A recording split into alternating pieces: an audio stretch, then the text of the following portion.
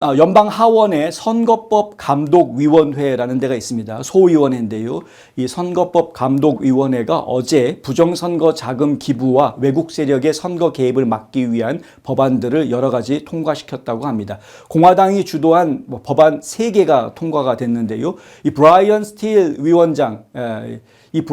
위원장이 온라인 선거 모금 플랫폼인 액트블루를 대상으로 지난 3년간 진행한 조사에서 이 같은 법안이 만들어지게 됐다.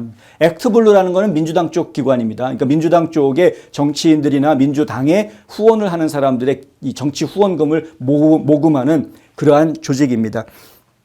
근데 엄청난 자금을 끌어모았죠. 제가 여러 차례 보도해드린 적이 있었고요. 그리고 근래에 상당한 의혹이 제기가 됐던 그런 상황이었었다. 지금 돈 세탁이 이루어진 것 아니냐, 이런 이야기도 있고, 불법적인 자금들이 선거 자금으로 흘러 들어왔던 것 아니냐, 이런 이야기도 좀 지적이 됐었죠. 스틸 의원은 어제 법안 심의 과정에서 이런 말을 합니다. 현재의 선거 자금법은 디지털 시대를 염두에 두고 제정된 것이 아니다. 현재 지금 미국에서 사용하고 있는 선거자금법에 구멍이 있다는 이야기입니다. 조사 결과 사기꾼들과 외국 국적자들이 현행 제도를 악용해 불법 선거자금을 기부할 수 있다는 사실이 드러났다. 스틸 의원이 한 이야기입니다. 이는 용납할 수 없는 취약점이며 우리는 이를 바로잡을 기회를 맞이했다라고 말했습니다. 스틸 의원이 3년에 걸쳐서 진행한 액트블루에 대한 조사는 해당 플랫폼의 미흡한 사기 방지 관행을 드러냈을 뿐만 아니라 더 중요한 것은 미국의 현행 선거자금법에 존재하는 보안상의 허점을 밝혀냈다는 것입니다. 이러한 사기 발생 가능성을 차단하기 위해서 정치자금 투명성 법안이라는 것이 통과가 됐는데요. 이거는 신용카드나 체크카드를 통해서 이루어지는 정치 후원금을 송금할 때 반드시 CVV 혹은 CVC 번호를 입력해야 된다. 그러니까 카드 뒷면에 보면은 3자리 숫자 혹은 아멕스 카드 같은 경우에 4자리 숫자를 넣게 되어져 있죠. 근데 이러한 카드 번호에 확인 번호들 요거를 좀 넣어주어야 되는데 그걸 넣지 않고도 기부금을 받을 경우에 이게 지금 신분 도용이라든가 아니면은 가짜 카드 이용 이런 가짜로 만들어낸 카드 이용 이런 것들이 가능해진다라는 이야기가 지금 나오고 있는 거죠. 그래서 반드시 기부자 이름과 일치하는 이름이 카드에 있어야 되고 카드의 번호에는 반드시 CVV 번호 같은 그런 것들 그리고 이 청구지의 우편 번호 이 카드를 처음 발행했을 때 나와 있는 우편 집 코드 이런 것들이 다 매치가 돼서 일사불란하게 이 사람이 정확하게 누가 송금을 한 것인지가 드러날 수 있게끔 해주어야 된다는 거죠. 이게 과거 현행 법안에는 제대로 이게 갖추어지지 않았던 겁니다. 또한 이 법안은 선불 기프트카드 그냥 마트 같은 데 가시면 살 수 있는 선불 기프트카드를 통한 정치 기부를 금지한다라는 내용이 들어가 있습니다. 플랫폼 측에 일정 금액 이상의 기부뿐만이 아니라 모든 정치 기부 내역을 보고하도록 의무화한다라는 내용도 담고 있습니다. 지금 현행 법안에 보면은요, 일정 가격, 예를 들어서 $25 이하는 누가 기부한 건지 일일이 다 신고하지 않아도 됩니다. 현행법은 그렇게 되어져 있습니다. 그러니까 소액으로 쫙 쪼개가지고 여러 사람이 소액으로 한 것처럼 그렇게 꾸미는 위장하는 그런 경우들이 있다라는 보도가 있었죠. 자, 미국 내에 우편 주소가 없는 기부자가 기부할 경우에는 외국 세력이 미국인의 신분을 도용해서 특정 정치 후보에게 자금을 유입시키지 않도록 서류 확인 절차를 필요로 하게 됩니다. 상당히 중요한 부분인데 미국의 선거자금법은 철저하게 영주권자 아니면 시민권자만 선거 기금을 줄 수 있습니다. 외국인들은 선거자금 못 줍니다. 기부 못 합니다. 정치인한테. 그런데 만약에 외국인이 외국에 있는 사람들이라든가 혹은 외국에서 발행된 신용카드라든가 이런 것으로 기부를 하게 될 경우에는 서류가 필요하게 될 것이다. 그 사람이 영주권자 내지는 시민권자라는 걸 증명하는 그런 서류가 필요할 것이다라는 거죠. 하원 본회의에 상정된 나머지 2개 법안 또 뭐냐면 미국 선거에 대한 외국 간섭 방지법. 미국 선거에 대한 외국 간섭 방지법입니다. 그리고 또 한 가지가 뭐냐면 선거에 대한 외국 자금 유입 차단법, 선거에 대한 외국 자금 유입 차단법. 이런 법들이 만들어지게 된 이유가 따지고 보면 소로스 때문입니다. 조지 소로스. 그러니까 무슨 얘기냐면은요. 외국인이 엄청난 자금을 들여가지고 미국 선거에다가 돈을 집어넣는 거죠.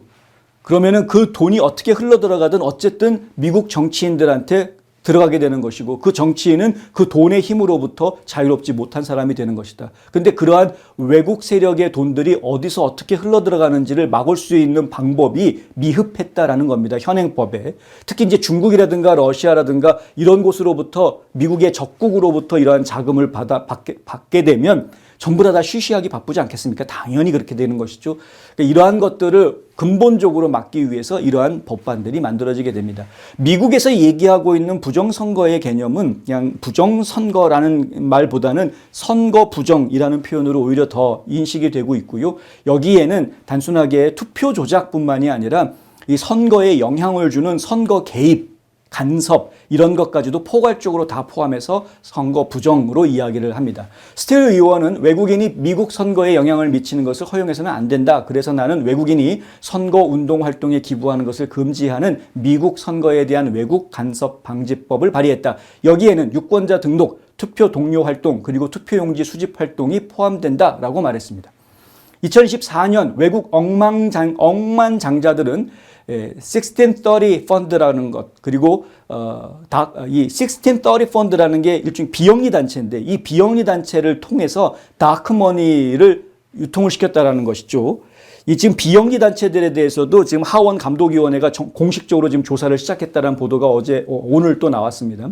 오하이오, 애리조나, 네바다를 비롯한 여러 주에서 낙태 접근법 및 자동 유권자 등록과 관련된 진보적 주민 발의안을 지원했다고 합니다. 이 블랙머니를 가지고 다크머니죠. 다크머니를 가지고 이러한 활동은 현재 연방 차원에서 현재는 합법적이라고 합니다. 그러니까 비영리 단체에다가 외국에서 돈을 기부를 해주면 그럼 그 비영리 단체가 자기네들 비영리 단체 목적에 맞추어서 로비 활동을 벌일 수 있는데 그것은 합법이라는 거죠. 예. 근데 따지고 보면은 결국은 외국에서 들어온 자금에 의해서 그 비영리 단체가 로비를 한 거니까 이 비영리 단체는 사실은 미국의 시민권자가 아닌 사람들의 사주를 받아서 정치인들한테 영향을 끼치고 있는 것이거든요. 그래서 이런 부분들을 지금 근본적으로 차단해야 되겠다. 그래서 이러한 것에 대한 지금 조사 작업이 의회 차원에서 지금 시작이 돼 있는 상태입니다. 중간 선거가 빠르게 다가옴에 따라 공화당이 장악한 의회는 연방 및 주 차원의 선거 규정이 선거 보안을 보호하고 사기를 방지하기에 부적절하다라는 주장을 내세우면서 선거 및 투표 법안을 개정하거나 재편하려는 시도를 강화하고 있습니다. 전국적으로 유권자 신분증 제시 요건을 강화하는 내용을 담은 법안, 이 Save America Act, 미국을 구하는 법안, 트럼프 대통령이 그렇게 통과시키라고 막 연일 부르짖었던 이 세이브 아메리카 법안 하원 통과했죠. 그런데 민주당 상원의원들이 다 똘똘 뭉쳐서 반대하는 바람에 상원에 지금 필리버스터 벽에 딱 부닥쳐 있습니다. 넘지를 못합니다. 어떻게 보면은 현실적으로 이미 폐기된 거 아니냐라는 이야기까지 나오고 있는 상황입니다. 트럼프 대통령은 필리버스터 이거 폐지해라. 필리버스터 없애버리고 세이브 아메리카 액트 이거 통과시켜라 라고 촉구했지만 공화당 상원의원들이 결집을 하지 못합니다. 이거 통과시키려면 최소 50명의 공화당 상원의원이 모이면 되거든요. 3명의 배신자까지는 커버할 수 있는데 4명 이상의 배신자가 나오면 못하는 건데 지금 상황이 그렇습니다. 4명 이상이 반대합니다. 예산 조정 방식을 통해서 우회하려고 했는데 그것도 지금 안 됩니다. 4명 이상의 이반표가 나오고 있어서 그러니까 공화당 상원의원들이 결집하지 못해서 지금 이것을 통과시키지 못하고 있는 지금 미국 내에서 부정선거를 바로잡기 위한 노력이 여러 가지 방법으로 진행이 되고 있는데 그중에 어떤 것은 성공적으로 진행되는 부분들도 있긴 하지만 상당히 많은 어려움들을 지금 겪고 있다라는 이야기. 그 과정 중에서도 하원이 열심히 지금 자기 역할을 잘 하고 있는 모습을 보여주고 있습니다. 이제 하원을 통과한 이 법안들이 상원에서 어떻게 처리될지 저희가 지켜보도록 하겠습니다.